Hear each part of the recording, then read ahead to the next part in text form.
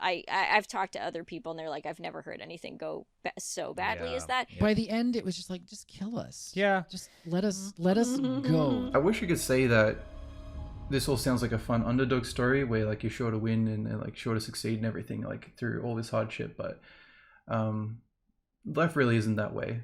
See us in MomoCon 2026. Info here.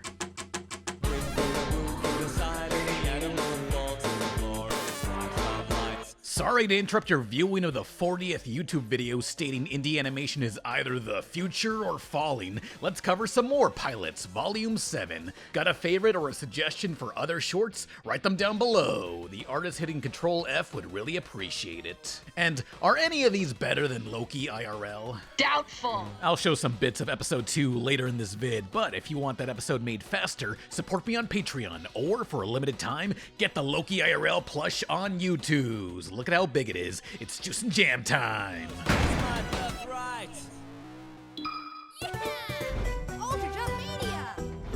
Some people bend over for cash, while Glitch Productions used to make cartoons for iPad kids who wear gamer shirts covered in pizza bagel stains. Before Murder Drones or Digital Circus in 2020, Glitch made stuff they now ignore, like Ultra Jump Mania. It's a parody of Mario if Mario was too lazy to do any of his challenges. It's okay and does not really stand out from the endless trove of gamer parodies online.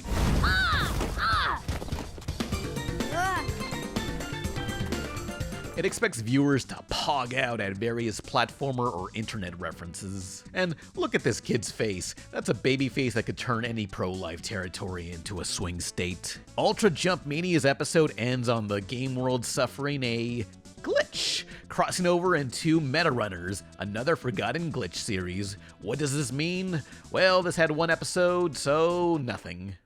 Wait, he came from that other show? Was anyone asking for that spin-off? I watched a bit of Meta Runners. It feels like a show made by Mormons who hate video games. Help! Damn door! Hang on. Oh, this is gonna be good. I wish I had some popcorn. Hey!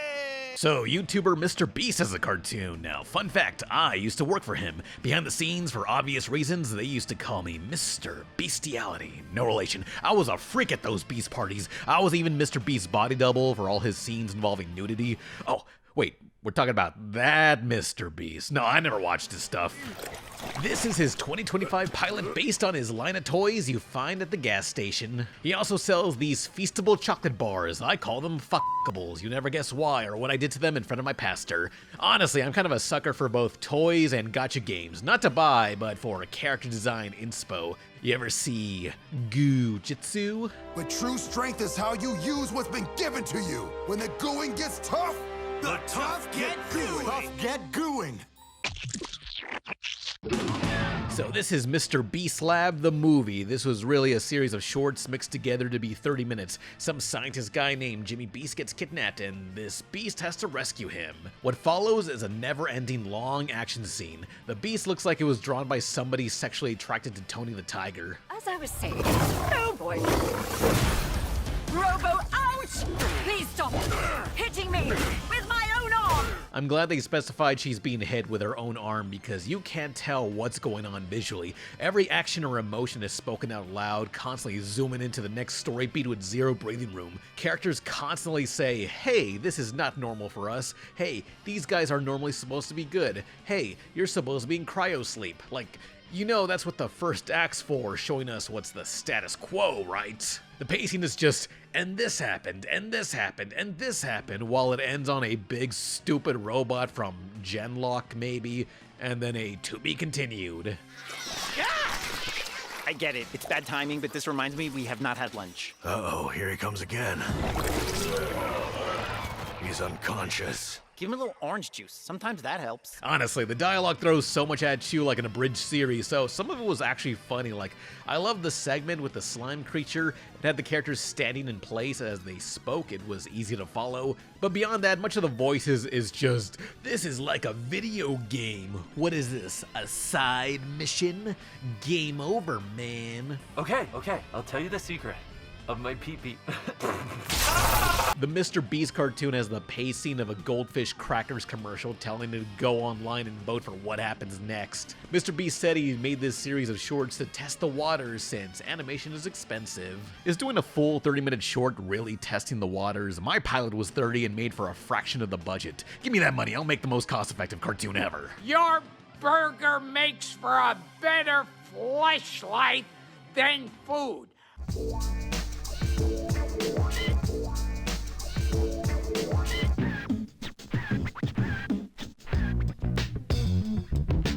Take a bunch of pictures up there. You know, of Earth. Weird, huh? Dog archaeologists from outer space. They're up there now. Here's a series that had it come out a decade later, it probably would have gone triple platinum with the fan-theorizing Gravity Falls crowd. This is Nickelodeon's Planet Kate from 1998. Created by Jaime Michel, a director and board artist on Hey Arnold, hence the art style. Getting through the very wordy intro explanation, Kate's a normal girl on Earth. She's friends with these alien dogs who don't get human customs. Using a map they found, they're on the search for a lost civilization of ancient dogs. The 90s era of Nick were masters of ugly but endearing characters, sickly dogs, and this dorky kid voiced by Reggie from Rocket Power. Toby's never gonna learn to be a real dog if he doesn't have real dog experience. Toby already is a real dog. I'm sorry, Kate. Toby is not a real dog like me. How do I get him out of this suit? This episode is a setup for a really fascinating twist and a to be continued. Yeah. Contacting the creator on LinkedIn also led to nothing, as most things on LinkedIn do. Planet Kate was likely aiming to be a serialized cartoon with a mystery to solve, stuff Nickelodeon really was not doing at the time. Had it come out in the 2010s, this could have taken off. We are succeeding beyond my wildest dreams. I am so proud of us. The prince is stuck in the moonstone. He swore to defend with none of his powers. He's gotta depend on his brother and sister. With a prince sworn to protect a magic moonstone, he's trapped within said stone. So now he has to train his little brother and sister to be warriors. Too bad they'd rather play games all day. It's Cartoon Network's Trick Moon from 2020. Such an energetic pilot helped by the girl being voiced by Phil and/or Lil from the Thug Rats. You can put one here, and here, and up here, and over here, and here, and here. With the creator's storyboard experience on OKKO, there's a lot to play with using the fantasy setting. Mystical weapons and magical creatures, Trick Moon's showrunner Geneva Hodgson also co-created some indie games. Neon White, which I've been wanting to play, and Tattletale, this horror title that's its own game? I thought that was a Five Nights character. Trick Moon had a lot of fan and studio support, though after several mergers with WB and Turner Broadcast, this was one of many projects abandoned. You see, when some new executive is in charge, they'd rather cancel anything that's going on so they can start fresh and say, hey, I'm making my own legacy here. You know, you can make a better legacy by not killing off stuff halfway through. They just wanna play all day and live like kings, 'cause Trick and Pocket pull the strings on.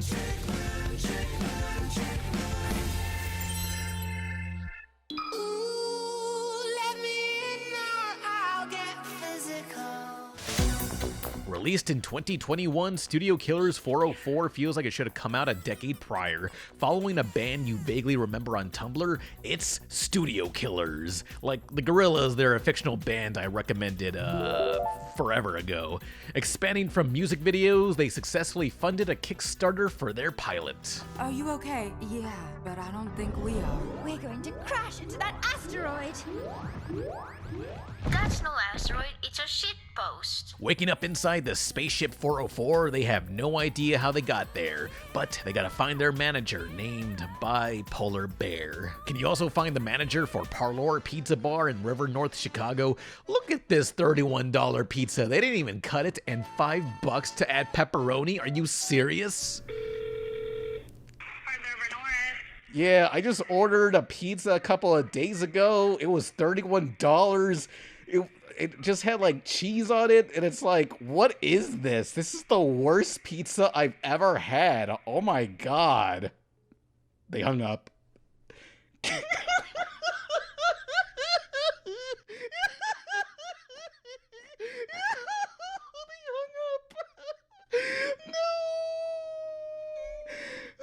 They couldn't handle the sauce.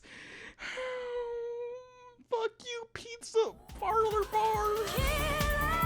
Now, I believe there's 4 members of the Studio Killers, yet there's 7 characters in this group, including their talking phone. Oh, wait, they're on the search for an 8th member, and no, by the end, they introduce a 9th member. Bro, this is an 11-minute pilot. That's enough. You really want to share the bathroom with this many people?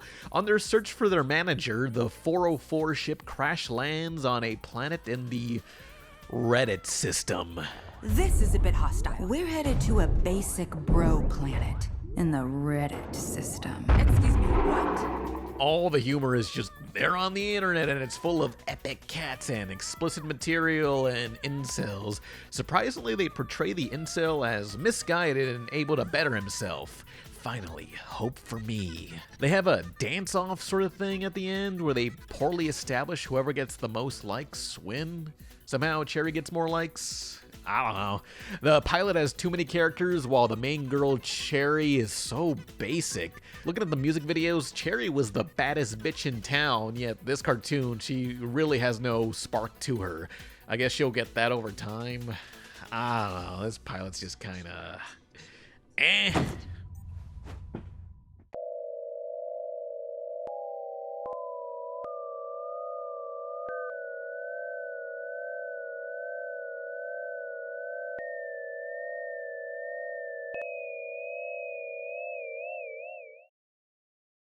And I would seek out mild thrills, like exploring abandoned buildings, you know. Confirmed, Pomni's an urban explorer, yet has Glitch ever illegally broken into any buildings to promote merch? Don't think so, but I did!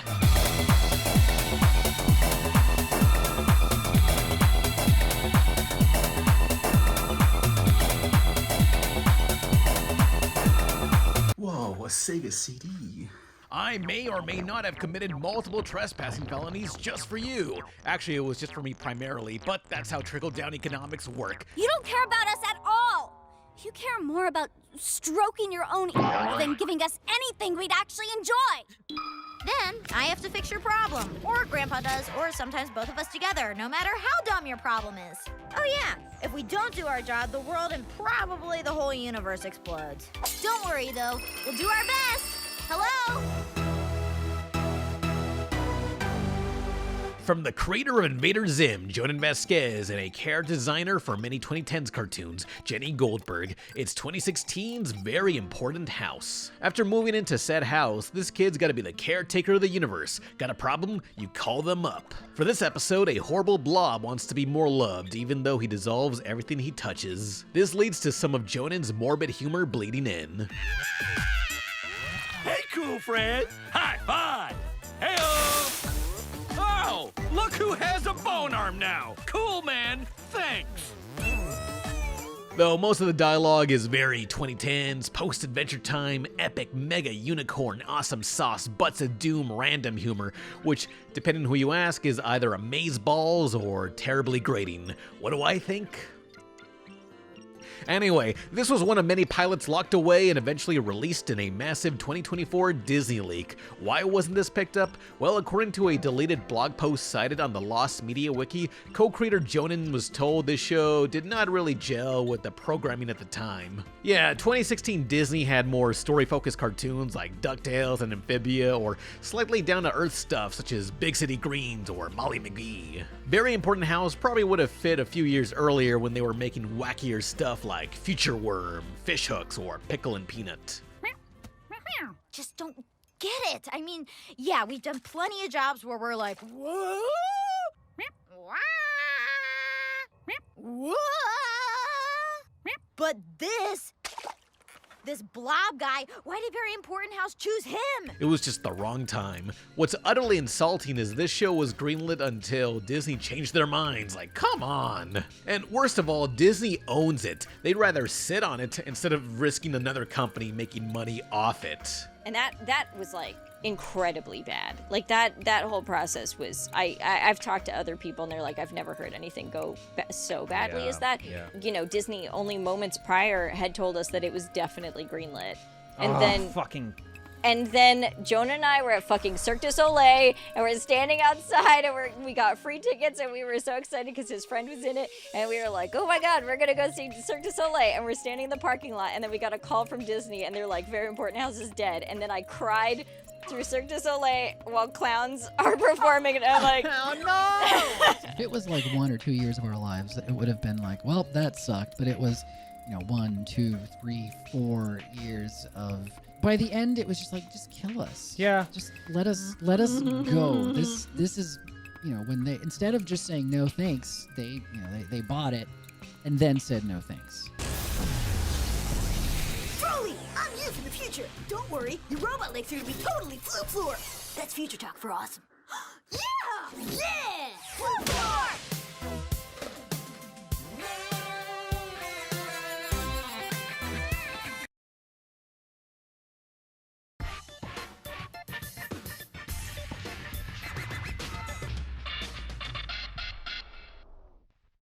Listen up, everybody. Packy here.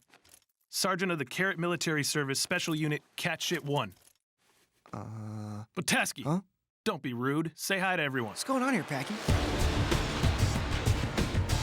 You ever met one of those guys who never served in the military yet is weirdly obsessed with every tactic and weapon used? It could explain the 2010 pitch pilot Cat Shit 1, based on a manga of the same name. Though in some territories, the name is censored. Remember the movie Apocalypse Now? Well, they retitled Cat Shit to Apocalypse Meow. I love the smell of catnip in the morning. It's Watership Down meets Black Hawk Down. This late 90s manga portrayed humanoid animals in the Vietnam War. Apparently, the publisher was uninterested in yet another war story, so the creator made everyone animals. The US are rabbits, Vietnamese are cats, Russians are bears, etc. Suddenly, the publisher was hooked. Look at this dude. Very clever, since rabbit in Japanese is usagi, which spells out USA GI.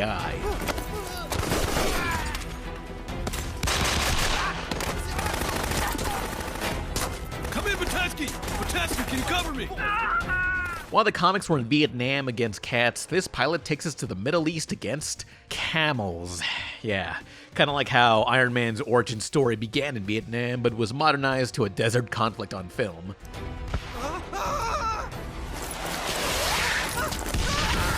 This kind of has the same energy as Killer Bean Forever. There's no reason for anyone to be animals, and it takes itself completely seriously. Gritty motion captured shootouts and shaky cam, but the camera dwells long enough to read the action. It leans far more into spectacle with just enough characterization and a simple enough mission to get you through. The Cats pilot was dumped online in 2010, hoping to get investors for more episodes, which never happened, though a small run of Blu-rays were sold containing only the pilot and bonus features. Throughout the decade, there were several Kickstarters held, one for a simple compilation of all the comics, which was successful, but they held more ambitious ones, $60,000 to make a 3D Blu-ray of the same short. Yeah, remember in the 2010s, everyone was doing 3D, Avatar 3D, 3D TVs, 3DS, 3D camcorders? Crazy. Yeah, sadly this campaign was made in 2022, 12 years after that fad. $60,000 for a 3D version of a short you can already watch online. But it's just so cool looking.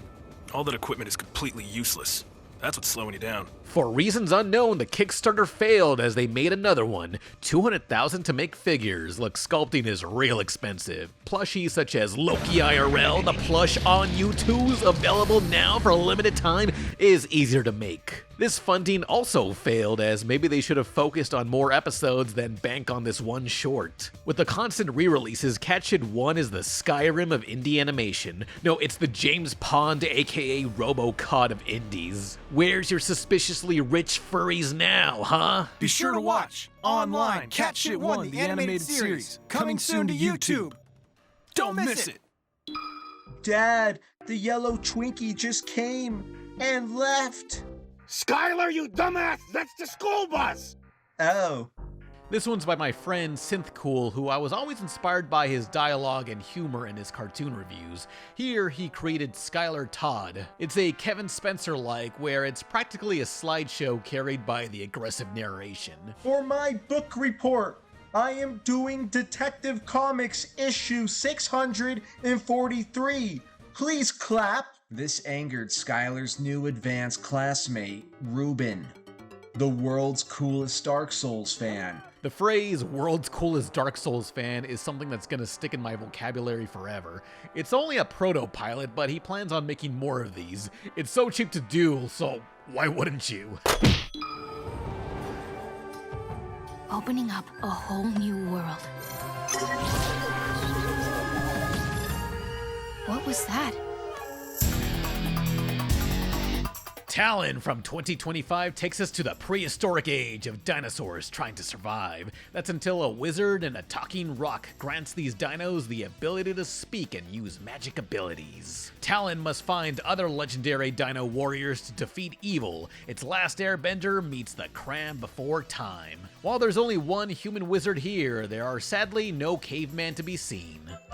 Hey, Fred, your boss was in the Epstone files. You hear what they were eating on that island? Barney, my pebbles! The use of feathered dinos leads to very unique designs that stick out from other scaly prehistoric media. I think Talon's a good pilot that could have been great. Ow! Hey! There's a major event near the end that doesn't have as much of an impact as it should. The story is given no time to dwell emotionally as it quickly cuts to a confusing relation with an antagonist. Apparently the runtime was meant to be longer, but they had to trim it down for the budget. They really wanted to hook in the audience and force that in.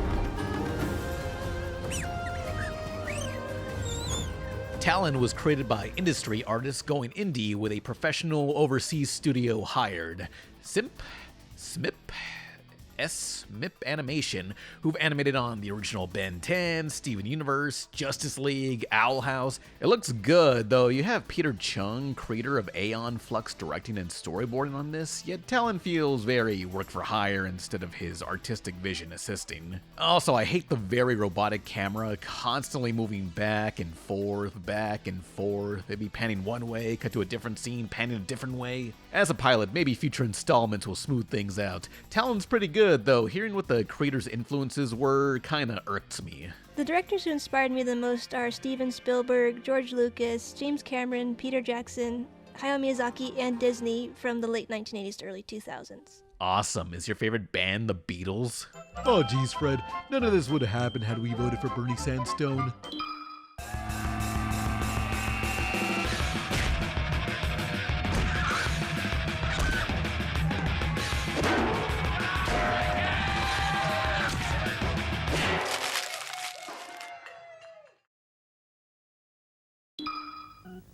But I knew he was teasing. I knew he liked me as much as I liked him. And I knew we would be best friends forever.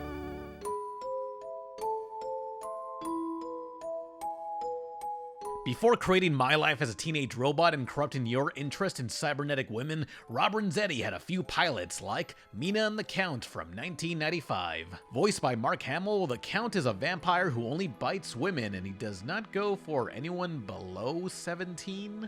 Aha. On his hunt for a 17-year-old girl, he accidentally ends up with a 7-year-old who he refuses to bite. This girl, Mina, wants a friend and decides to never let him go. With having ownership of a supernatural being, it's kinda like Billy and Mandy years before that aired. Peekaboo! Peekaboo! Peekaboo! Peekaboo! Peekaboo! Frederator Animation Studios had a lot of fate in this series as they made 6 shorts for both Cartoon Network and Nickelodeon. These featured other classic monsters and that 90s revival UPA art style, strong shadows, limited colors, and simple backgrounds. There's a fun fact that always gets repeated so many times on social media, that the creator of Dexter's Lab, Powerpuff Girls, and Johnny Bravo were roommates at Cal Arts College. That's wrong. Bravo's creator was not there. It was Teenage Robot's creator, Rob Renzetti. I swear, the Powerpuff Girls creator tweeted that before deleting his Twitter and tons of useful info, but that art style really defined those three and much of TV animation at the time. What are you doing with this human child? Mina and The Count was so stylish, yet was rejected by Nickelodeon because they found the premise of a grown-ass man friends with a little girl kinda Todd, and oh man, is that the Myers boarding house for young women? Relax. You are falling under my power. Damn, bro, this guy's a menace. What is your problem? No. Simp. Simp.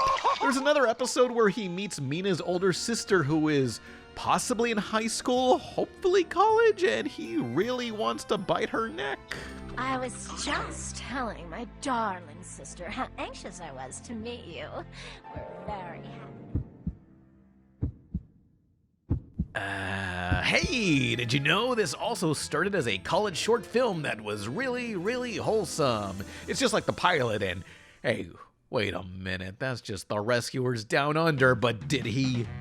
Oh no, bro, he's a tracer. He traced. Rob Renzetti's a fraud. His entire career is built on stealing a Disney movie that bombed in theaters and no one watched at the time. This man can't be trusted. Hey, this guy's a great big phony. I am not serious, I'm just joking. Oh yeah, cartoons. Hey everybody, thanks for watching. I'm Kenan Thompson and we'll see you next time on Oh Yeah, Cartoons.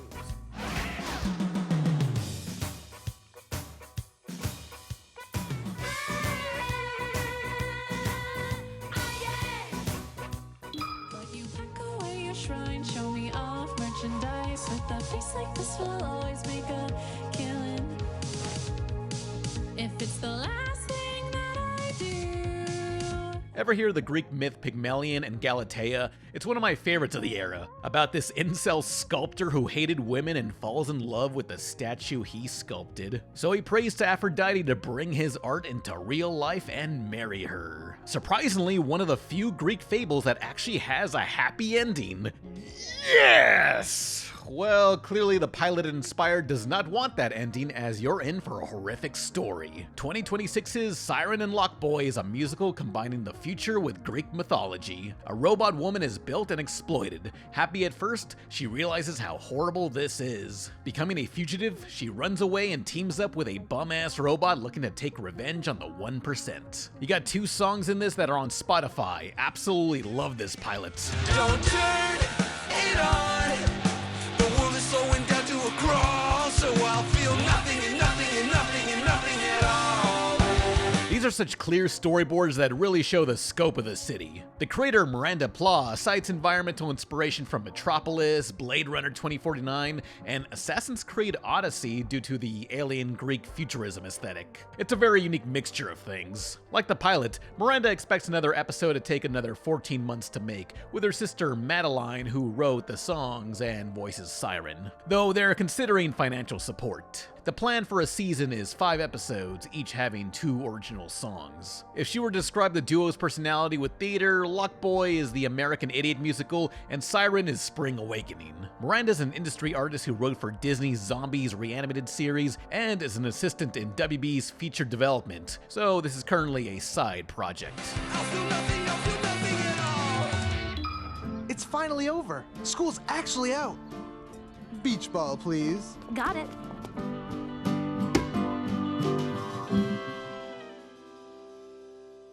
It's great to be here on the first day of summer with my 2 best buds and favorite couple, who were cool enough to let me sit between them, Danny and Morgan. Why did you say our names? School's out for Harambe. It's AJs Infinite Summer from 2014. Created by Toby Jones, a writer on Regular Show and OKKO, this is a simple but very funny pilot of a kid on school break doing whatever he wants. First step, getting a job. The show's mostly grounded, but it's constantly peppered with screwball humor, which is a great contrast. Random jokes with an easy-to-follow story. Gags that were inspired by Airplane, Get a Life, Stella, or Parker Lewis Can't Lose. But I can. Who are you? We should be on the list. All right. Cartoon Network's creative executives loved it, but wanted this to skew to a younger 6 to 11 audience. Another pitch was storyboarded, but CN felt it skewed too old. You can still watch the storyboarded episode on Toby's YouTube channel. It's really damn funny. Play ball.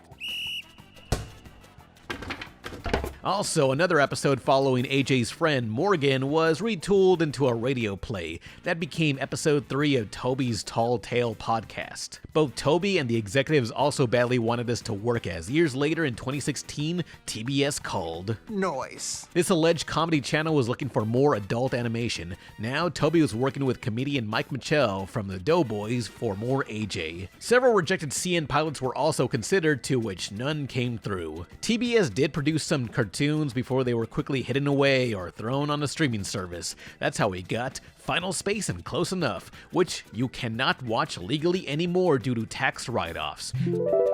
Thanks, HBO Max. What an AJ's Infinite bummer. Where are we going? Doesn't matter. We have the whole summer ahead of us. I've never really been good with living on my own. You get used to it. Think of it like summer camp, but for the rest of your life. And with debt. I don't know. I guess I just have things that keep me up at night. Like what? Monsters under your bed? Oh my god. This one's made by a guest forever ago on the podcast, Gary. It's Falling Upward. That says failing upwards. Failing. A series of shorts with a Midwest feeling, late 90s-ish, 20-something cartoon of friends BSing over the phone. Though they're more active than just sitting around and talking. It's a lot of what I'm into. The sound design with angsty music under the dialogue is mixed pretty well, as the conversations are clear. It really wants the MTV vibes, though sometimes the references to movies can feel a bit forced. The creator wants to get more natural at that. He wants to cut back on that while also having them discuss how they feel. They're here to push each other to do better with where they are in life. Anyway, why are you up? Working hard on applications?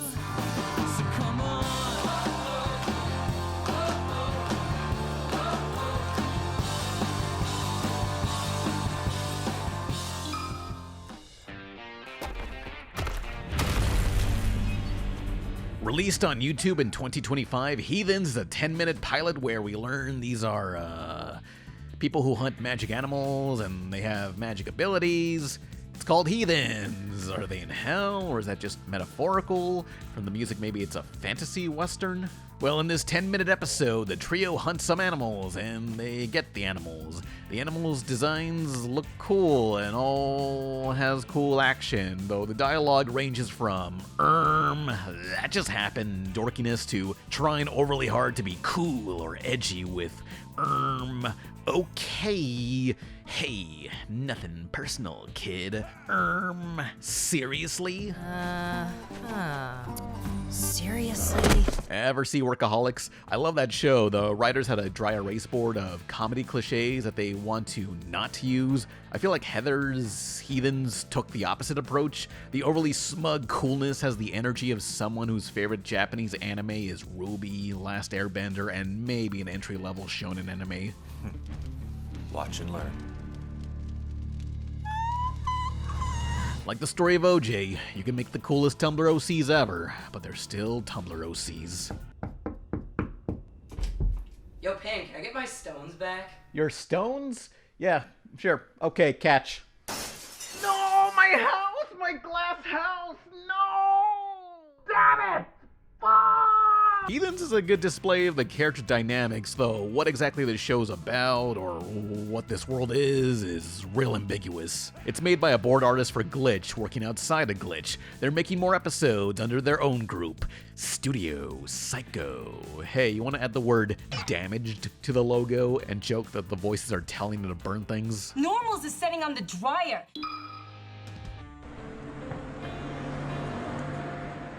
Hey, you should probably buckle up.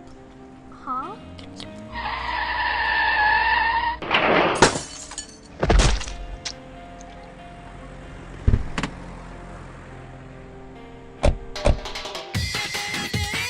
Alright, here's one by my friend, Video Junk. These are shorts based on her webcomic, Bunker City, which you can read on Newgrounds. A completely off-the-wall and only sometimes down-to-earth comic of two girls living in the city while occasionally beating up robots. The duo we follow are the burnt-out retail employees, Mort and Sheep Girl, this bum-ass who gets by just by being cute. I love how blissful she is. If she was real, I'd throw money at her and book. Now, before becoming a comic, Bunker City started as a few animated shorts, some starring a different main duo. Instead of Mort, Sheep Girl has to put up with her stupid boyfriend who isn't me, Dino Guy, a complete prick who wants to save the city because it brings him money. This was made between college classes over the span of 5 years. It's 2021's Bunker City, the first one. What the heck, man? Why? How am I gonna pay rent? Ah, don't worry. We'll get paid once we save the city. Yeah, they haven't figured out how to do sound design yet, and some of the animations lack a snappy movement. But what I like about the later comics is in there. Dumb scenarios and sheep just bumbling around. I do see more improvement with the minute-long short made after, called Busters. Thankfully, the creator realized Sheep Girl works way better with her co-worker, Mort. It should have been me. I'm gonna call you in early tomorrow, though. Lame. Can I have corn dog money? Sure, but don't take it from the register this time.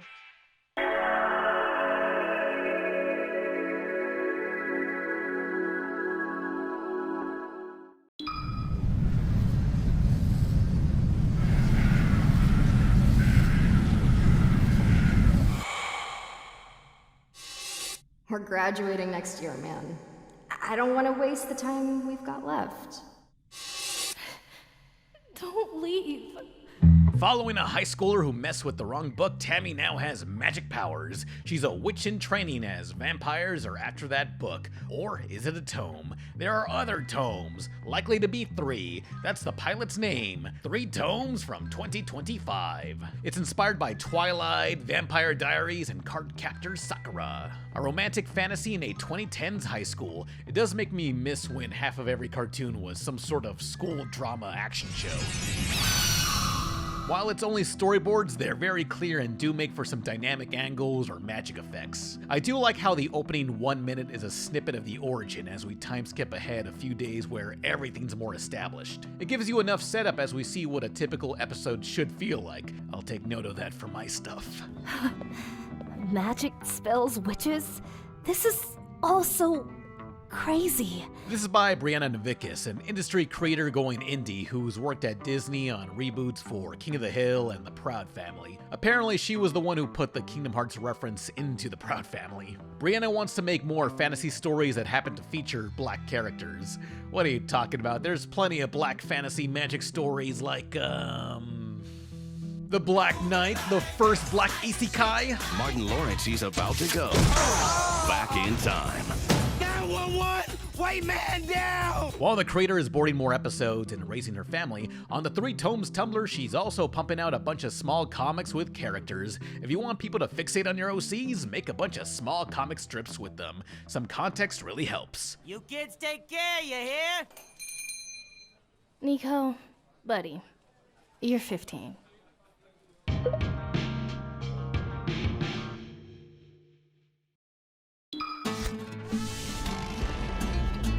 Planet Dolan. From his top 10s on whatever subject or 2D YouTube animations, this is Danger Dolan from Planet Dolan. A longtime YouTuber, though, in 2018 he began work on a more ambitious project, a 3D pilot with one of the most soul-crushing productions.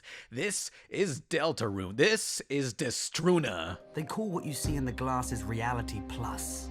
It was created by someone very special. I hope you brought your winter skins, because it's about to get frosty. 5 victory orbs are hidden somewhere within the arena. Retrieve an orb, it'll be your key to the tournament. Simple, right? Destruna is about warriors entering a tournament with the prize being a single wish. This kid wants to wish for his mother to return from wherever she went. I tell him to check my bedroom, but I got a lot of mothers going through there. Who would have guessed Mars Needs Moms was referring to my room? Their weapons are these trading cards to advertise a trading card game that does not exist. To be fair, Yu-Gi-Oh's manga came first, then the anime, and then the card game, which explains why Season 1's rules did not follow the game. There was no game. In Destruna's tournament, they barely use the cards. It's just the weapon they summoned before the match started, which really could have been a normal weapon. The weapons, I guess, are also holograms. During this battle royale with all these wild characters, only one uses the card to summon a weapon during.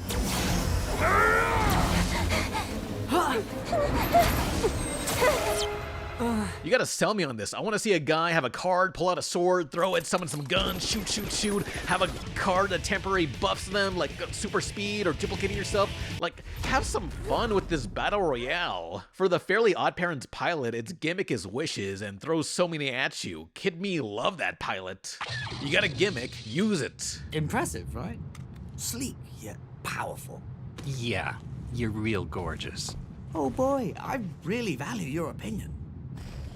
Now, I think Destruna did well establishing everyone's motivation. The framework's there, you have some brief characters with a little bit of depth hinted. Although an issue I had was their mother, who was once caring, slowly became burnt out and disappeared. She dispenses all these fortune cookie quotes, but she never talks like a normal person. Like, before the Depression, we don't see the humanity we lost. Our beliefs are shaped by the circumstances of the time we live in. Strength grows from struggle, not success. Failure is never a display of weakness, child. With conviction, you can turn any dream into reality.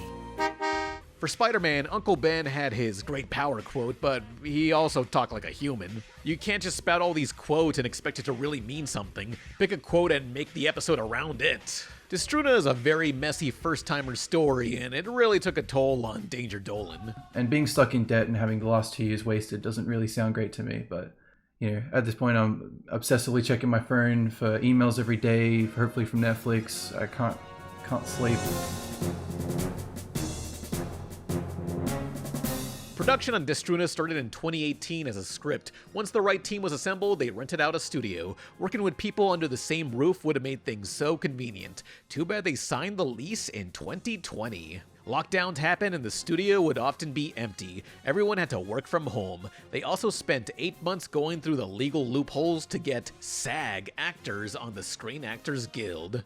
Here's an explanation on what SAG is. There's Draco Malfoy from Harry Potter and Jane Ray from Star Trek in there. And for future episodes, they wanted YouTubers like Moist Critical. Okay, mini rant here. I think people get too attached to the need for celebrity voices or big Newgrounds or YouTuber voices who already cameoed in 50 other things. It just feels like marketing instead of hiring who's the best. I'd rather spend the money and effort on guest animators or cool music. I put out an open casting call for my pilot and listened to each audition blindly. That left me with a mix of experienced VAs to randos with 300 subs on YouTube who just embodied the characters. Minus the side character's eye voice since I had no money left. It's cool if you could get recognizable actors, but as an indie production, take your chances with someone new. So Dolan and his hired crew missed a few deadlines and had to re-render a ton of 3D shots, but finally got it done in 2022, though he cited creating the pilot as easy compared to networking.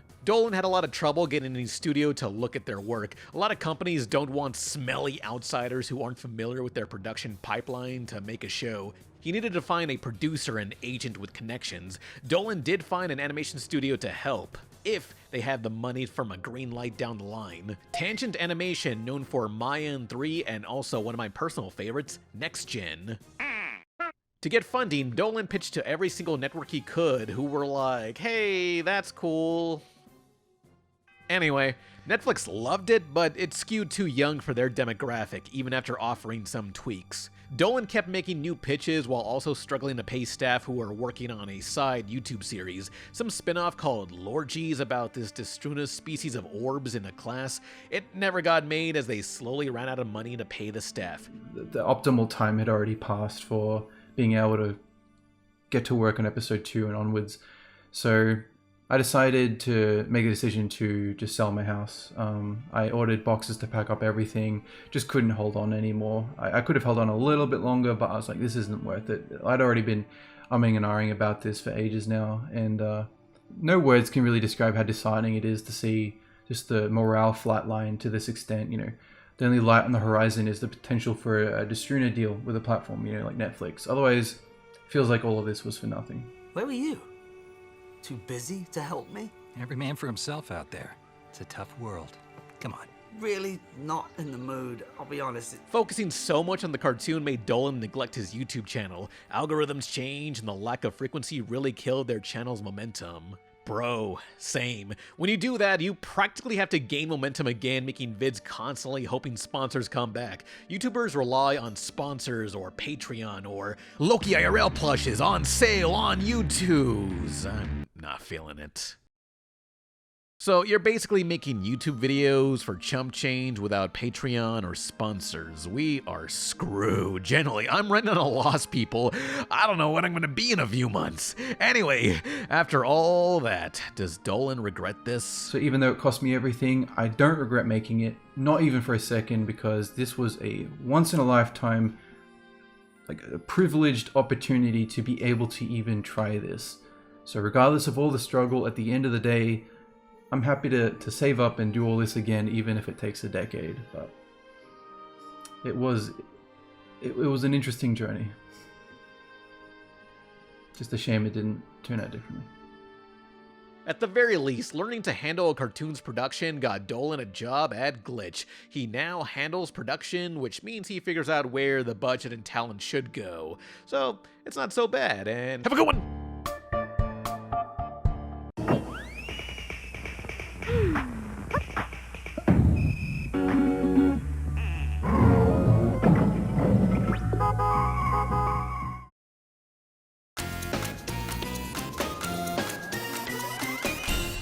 Now, these next series of shorts were made for the 2020 Cartoons. A bunch of Cartoon Network pilots made and hidden away after various corporate mergers, but finally in 2026 have they been released. Not on CN's official YouTube, but instead WB's. This is good because their channel actually allows for comments, so maybe they want to hear feedback as to what should be a series. So let's cover some.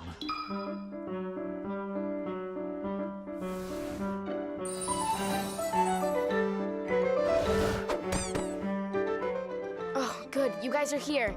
The letter A ain't just for apples anymore. It's Cartoon Network's A for Angel from 2023. Taking place in what I call Shape Language Academia, it's a school for demons and angels. Their assignment is being the id and super ego on your shoulder of a new person each week. A very unique episode formula that I'm surprised has not been done before, as far as I know. Clementine is a perky demon, and Ray a nihilistic angel that have to learn to compromise on their feelings to help others and themselves. To hell with that, it's all about me, bitch!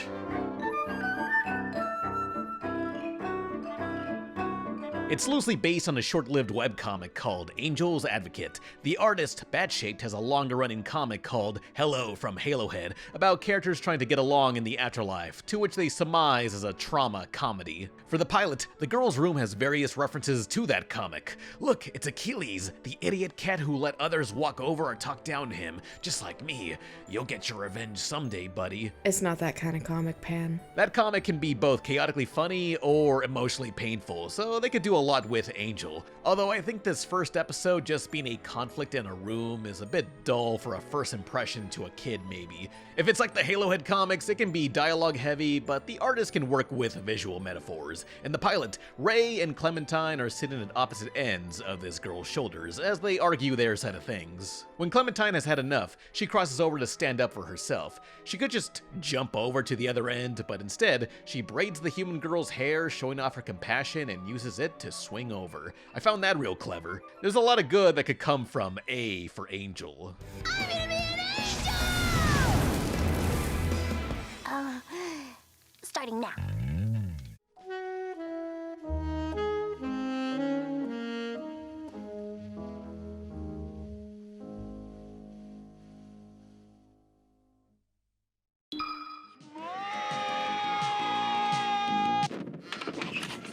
So what are you waiting for? Come on down and push some buttons!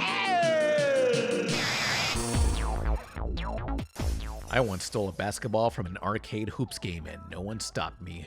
That was the day I lost faith in humanity. Buttons Game Zone from 2023 drags you into a pizza place run by Buttons, the mascot, and Cherry, the manager. They simply gotta take care of the arcade where everything goes wrong. A real easy premise where they go all out. And plus, Buttons is voiced by Master Shake, Dana Snyder, no relation. Service with a smile!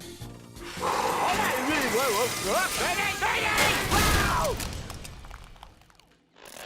Get guess what day it is? I'd rather not. I had to rewatch and pause a few times just to take in all the arcade cabinet designs. To my surprise, the creator, Fernando Puig, did not work on Uncle Grandpa, though he's done more cartoonish stuff, The Cuphead Show and The Day the Earth Blew Up. He's got a real Garbage Pail Kids, Mad Magazine influence to his work. A 2010s cartoon YouTuber would hate this gross aesthetic, but I'm a 2020s cartoon YouTuber now. We're done! And just look at this place, clean as a whistle. Now let's get out of here.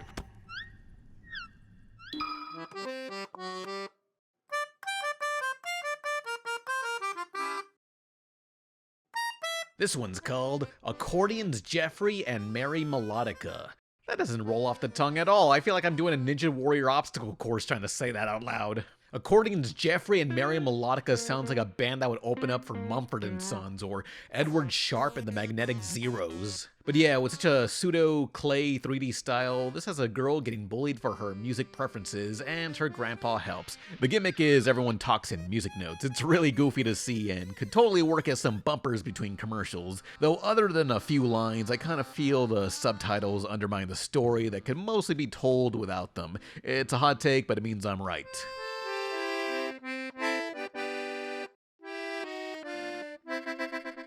The creator, Louis Zong, had made some YouTube shorts prior with these two. Consider me a new fan of their work because their portfolio site has everything. 3D, 2D, pixel art, music. Yeah, like these paintings. Well, these aren't paintings, these are 3D assets done in Blender. Oh, and the art they did working on We Bare Bears, man.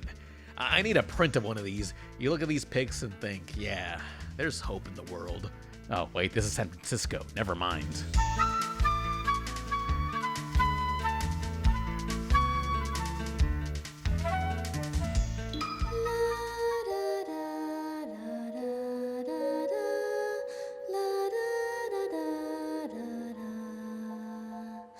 This one really hit me. Fools with 3 O's is a 3D pilot with a stop-motion look. The clown said her lightning bugs are no longer around, or maybe it's symbolic for no one going to the circus anymore, so her 2 other friends cheer her up. It's so wholesome and feels like a foreign preschool show like your Moomins or Pingus, especially the made-up language they mumble through. No hot dogs. Like the previous entry, Louis Zong assisted in modeling and animation, whereas it's created by 2 artists with a storybook look to their art. Honk honk!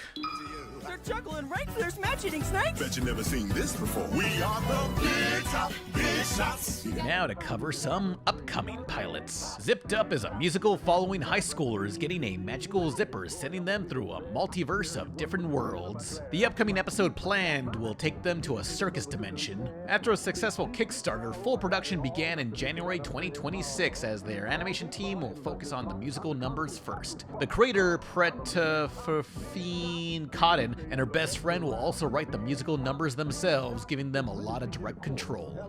Here's to 3 days of anime, manga, friendship, and most importantly, Japan! Japan! If you frequent anime cons and haven't suffered enough, you'd enjoy the 2017 web series Too Kawaii for Comfort. All I'll say is imagine Welcome to Eltingville, but for anime fans. A comedic drama that will show you the hard-to-sit-through horrors of an anime convention. It was a fantastic watch, yet ended on a cliffhanger. Nearly 10 years later, they plan to revive it in the form of an indie cartoon, with designs by Colin Armstead, who made the equally tragic short film Angelic Kitty Miracle-chan. What part of severe brain trauma is deja vu?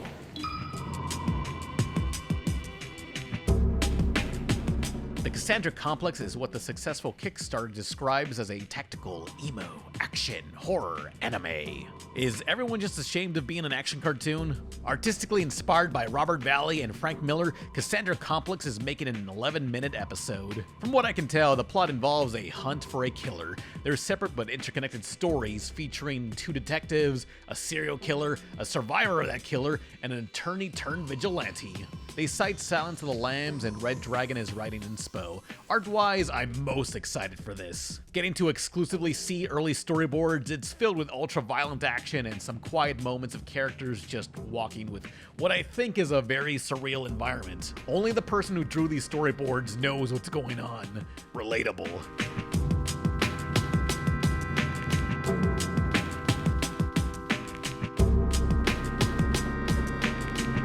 The best pilot on this list, and coincidentally made by me, it's Loki IRL, animated on an iPad and a dying laptop. What a waste of time. She really expects to get her own cartoon. My own cartoon? Let's go. So what? It's not as sexy as a shattered glass. So what? It's not as twisted as a broken arm. I shouldn't need to explain what's going on in my brain. I rest my case. I rest. It's just time. I don't give a fuck. 'Cause I'm stuck in my head and I can't get enough. Are y'all ready for the tournament?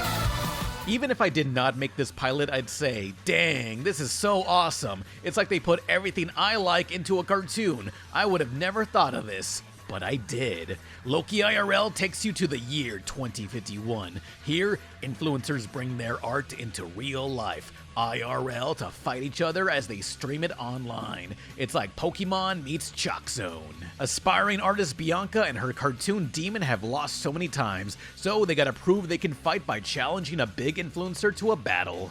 Now, I'd love to make a full making of vid, but for now, I just want to critique and explain my own work. You see, I always knew how to draw, though I never really animated anything before. I just kinda jumped into this. My first real animation being a 30-minute pilot.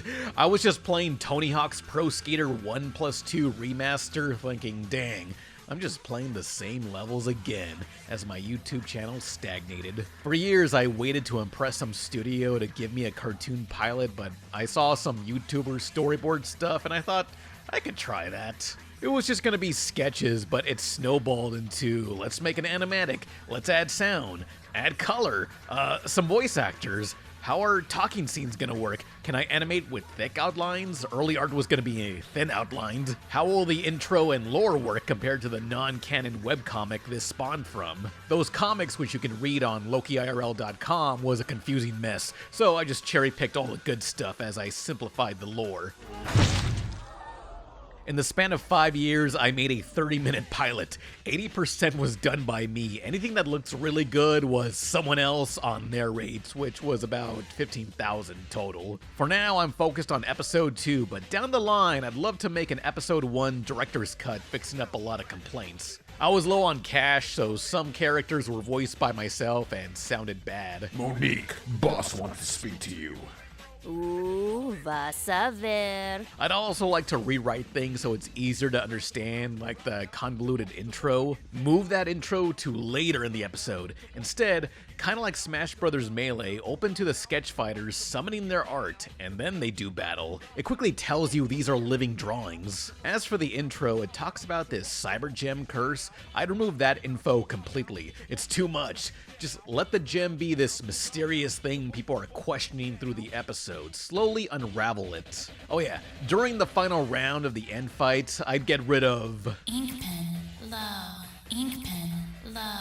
That was mainly a time filler, so the music syncs up later. Also, like, Bianca got so excited that she forgot to refuel? It's not conveyed well. Much of Loki IRL was animated in order, so it actually gets better as you watch. The janky opening scene was the first thing I ever really animated in my life. I made that, did not want to waste it, so I wrote the whole episode around that one opener, so it's a little messy story structure-wise. Though the pilot is kinda self-fulfilling. Bianca being too afraid to actually try and then decides, screw it, better to go in raw than not at all. It's messy, but I wanted this to be a self-contained movie like the first Matrix film. A complete arc, but hints to a bigger world. Now, I love the music and will never change it, but if I could have gotten the license, my first pick for the final battle track was Andrew WK's I Don't Know Anything. It just fits with the whole reckless theme of just trying your best, who cares, I don't know what I'm doing. This was a big mess around and find out of a pilot.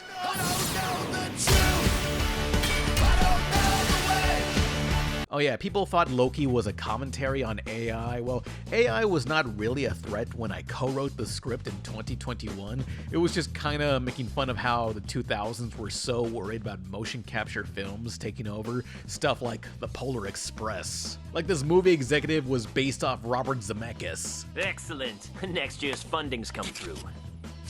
$1? What do we do with $1? We're going back to basics, that's what. I jokingly call Loki IRL the most expensive looking cheap-ass show ever. A $15K budget for 30 minutes of animation I made in the span of 5 years with zero animation experience. I could have made it faster, but I had regular videos to make money off of, and I was figuring out everything. There's pilots out there that are way shorter yet needed multiple times the funding made by way more experienced animators. The indie animation space is near unsustainable without enough merch sales or Patreon. It's fine, it's fine. Okay, good. Now, Bianca, we can't seriously bring this guy in just for highway tolls. It's unethical, and not like eating processed nuggets unethical. Animal cruelty does make nuggies taste better, I'm afraid. And we got our own debts to pay. I always admired movies and games that could make the most out of a low budget. I'm trying to be the Robert Rodriguez of indie cartoons. Thanks to my techniques, your dollar has way more mileage here. Straight up, for the price of one typical Glitch or Spindle Horse episode, that could fund multiple Loki episodes. I wish they'd contact me. Plenty of pilots out there, but how many of them would be as cost effective? Now that I have a formula and story experience, production is way faster, though I feel like I'm level 50 in an RPG game, yet I'm low on health and cash. Oh, yeah, so, episode 2. Maybe I can finish this by the year's end if I got enough funding and plush sales. Episode 2, Grind Steel in the Hour of Chaos, is about Bianca's father visiting and she wants to buy him a cake. With no money, Bianca's sister tells her to get a real job, but Bianca wants to prove she can make a living with online sketch fights. So, not much in the cardigan? Well, I think this could really help with your sketch fighting hobby, Bianca. Thankfully, the Melee app that arranges sketch fights also offers bounty hunts. So Loki and Bianca gotta catch this skater demon girl who strangely has the same teeth as Loki. Also, their friend Stephanie is here. Steph's the last voice to record for, so the audio here is temp. Good to see you again, Loki lowbrow sinister. Wait. Oh man. Damn, she's cute. I am having you spayed and neutered just to be safe. Yeah, Reggie Radical Grinder and a mystery-related character are my favorite of my OCs.